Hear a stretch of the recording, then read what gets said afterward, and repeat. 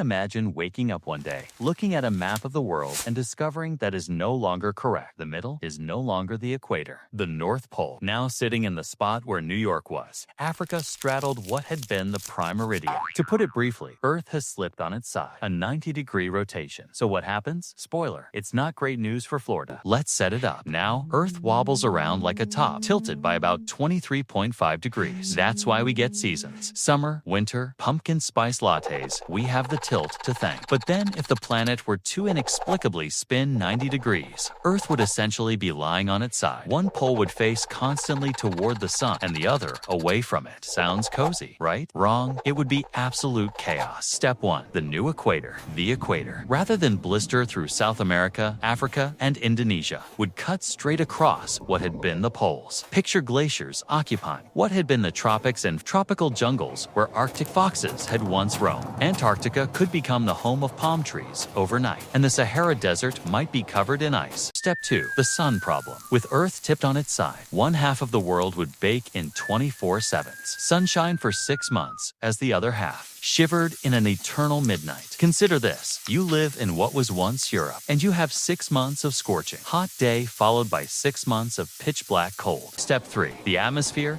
Freak out. Earth rotates not only to create day and night, but it also helps drive our weather. The way winds blow, the way oceans flow, even the activity of hurricanes, all of it is rooted in the current rotation. If you spun the planet 90 degrees around, it would shut down the jet streams. Storm systems would rewire. Super monsoons would inundate some regions, and others would dry out into deserts. Think of Las Vegas with daily thunderstorms and the Amazon as a dust bowl. Step 4. The oceans start to get rowdy. At the moment, water protrudes around the equator thanks to Earth's spin. Flip that spin, and all the oceans would slosh toward the new equator. Good luck with that one. Can't come to the office today. It's month 4 of the everlasting night. Coastlines everywhere would be redrawn. Cities like New York, Tokyo, and Mumbai flooded beyond recognition. Meanwhile, the former poles may instantaneously become dry land. So congratulations, Greenland might turn into beachfront property. And now, the big reveal. The real losers in this laterally shifting Earth. Humans. Our crops are hammered for normal seasons. In a place with half a year of day